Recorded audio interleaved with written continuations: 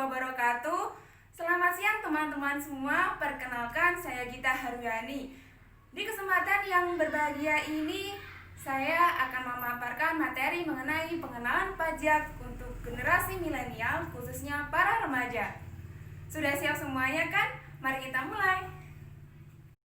Bagi suatu negara, generasi muda adalah akar dari bangsa tersebut.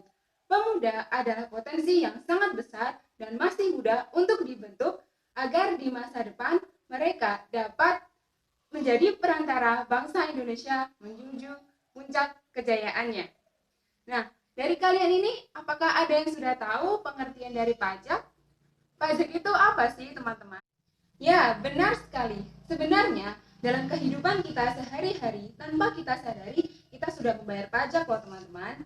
Misalkan, ketika kalian belanja di Indomart atau Alfamart. Nah, pembelian kalian itu sudah termasuk PPN loh. Namun, apakah kita sudah benar-benar mengetahui pengertian dari pajak itu apa, fungsi pajak itu seperti apa, manfaat pajak itu apa saja, dan juga jenis-jenis pajak yang ada di Indonesia ini ada berapa ya?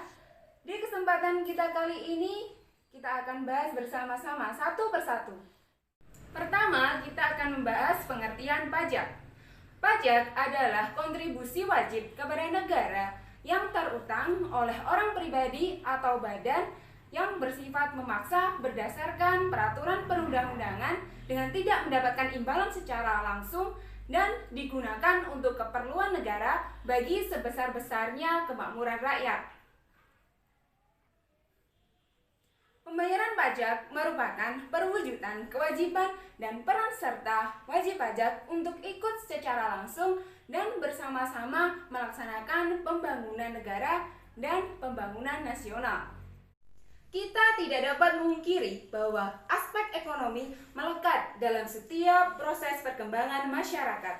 Pajak menjadi pemasukan terbesar untuk APBN. Lebih dari 80% penerimaan negara berasal dari pajak.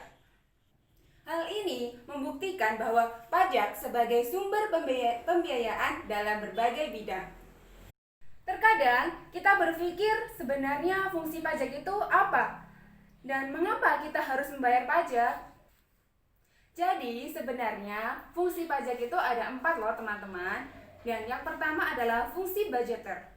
Fungsi ini berkaitan dengan tugas utama negara, yaitu melakukan pembangunan negara. Pembangunan yang dimaksud adalah seperti menyediakan fasilitas umum seperti pendidikan, kesehatan, infrastruktur, dan pelayanan publik. Coba kita pikirkan, dari mana pemerintah mendapatkan dana segitu banyaknya untuk melakukan pembangunan negara? Tentu saja, dana tersebut berasal dari pajak. Maka dari itu, pajak merupakan sumber dana bagi pemerintah untuk melakukan pembangunan. Maka, fungsi pajak disebut sebagai fungsi budgeter. Lalu, fungsi pajak yang kedua yaitu fungsi regulasi. Fungsi pajak sebagai regulasi yaitu merupakan alat untuk mengatur atau melaksanakan kebijakan pemerintah dalam bidang sosial ekonomi. Contohnya, pajak dengan tarif tinggi untuk minuman keras. Hal ini bertujuan agar masyarakat mengurangi untuk mengkonsumsi minuman keras. Contoh yang lainnya adalah tarif pajak 0% pada ekspor. Hal ini bertujuan untuk mendorong ekspor produk Indonesia di pasar internasional. Kemudian, fungsi yang ketiga adalah fungsi pemerataan atau distribusi.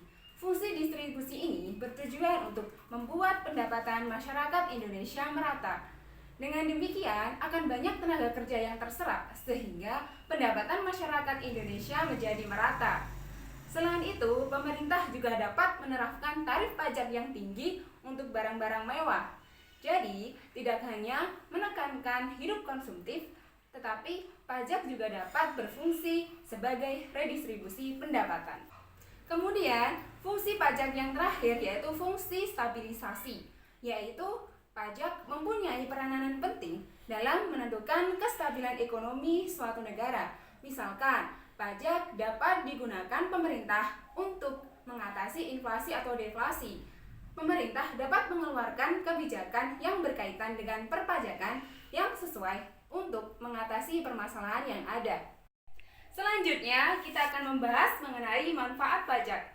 Seperti yang sudah dijelaskan sebelumnya, bahwa manfaat pajak tidak bisa kita rasakan secara langsung. Sebetulnya, manfaat pajak itu hampir sama dengan fungsi pajak. Lalu, apa saja manfaat pajak?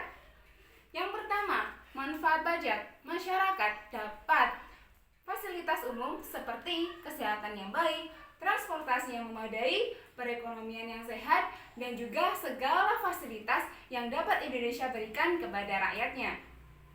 Manfaat pajak yang kedua adalah uang pajak digunakan untuk pembiayaan dalam rangka memberikan rasa aman kepada seluruh kalangan masyarakat. Dan yang ketiga, untuk membantu UMKM baik dalam pembinaan dan pemodalan. Hal ini dilakukan karena mengingat bahwa UMKM memiliki peranan yang penting dalam ekonomi nasional. Yang keempat adalah menunjang jalannya roda pemerintahan. Selanjutnya kita akan membahas sistem pemungutan pajak. Nah, sistem pemungutan pajak di Indonesia ini ada 3 teman-teman. Yang pertama adalah Official Assessment System, yang kedua adalah Self Assessment System, dan yang ketiga adalah Withholding System. Kita bahas mulai yang pertama ya. Yang pertama, Official Assessment System. Official Assessment System ini merupakan penerapan sistem pemungutan pajak yang memberi wewenang kepada pemerintah atau Fiskus untuk menentukan besarnya pajak yang terhutang oleh setiap wajib pajak. Yang kedua adalah Self Assessment System. Self Assessment System ini merupakan penerapan sistem pemungutan pajak yang memberi wewenang secara penuh kepada wajib pajak untuk menghitung dan membayar serta melaporkan secara pribadi besarnya pajak yang terhutang. Yang ketiga adalah Withholding System. Sistem ini merupakan penerapan sistem pemungutan pajak yang memberi wewenang kepada pihak ketiga untuk menentukan besarnya pajak yang terhutang oleh setiap wajib pajak. Pihak ketiga yang dimaksud di sini adalah bukan dari Fiskus dan juga bukan dari wajib pajak. Selanjutnya kita akan membahas mengenai jenis-jenis pajak di Indonesia. Di Indonesia ini jenis-jenis pajak ada 2 teman-teman. Yang pertama adalah pajak pusat dan yang kedua adalah pajak daerah. Pajak pusat adalah pajak yang dikelola oleh pemerintah, dalam hal ini adalah Direktorat Jenderal Pajak, yang hasil akhirnya digunakan untuk membiayai pengeluaran negara dan juga pembangunan APBN. Pajak pusat di Indonesia ada 5, yaitu pajak penghasilan, pajak pertambahan nilai, pajak bumi dan bangunan sektor perkebunan, perhutanan, dan pertambangan. Kemudian ada juga pajak penjualan barang mewah, dan yang terakhir adalah bea materai. Kemudian pajak daerah adalah iuran wajib terhutang yang dilakukan oleh wajib pajak orang pribadi atau badan kepada daerah tanpa imbalan langsung yang seimbang. Pajak daerah ini ada 2 teman-teman. Yang pertama itu ada pajak provinsi dan yang kedua ada pajak kabupaten atau kota. Contoh dari pajak provinsi adalah pajak kendaraan bermotor. Terus pajak kabupaten atau kota itu contohnya ada banyak, tergantung di setiap daerah itu beda-beda tergantung dengan kepala daerahnya masing-masing. Nah, contohnya itu ada pajak reklame, pajak bumi dan bangunan tapi sektor perdesaan dan perkotaan, kemudian ada pajak air tanah, pajak parkir, pajak restoran, pajak hotel, dan lain-lain. Sekian penjelasan dari saya, apabila ada kurang lebihnya mohon maaf. Sampai jumpa di kesempatan berikutnya. Wassalamualaikum warahmatullahi wabarakatuh.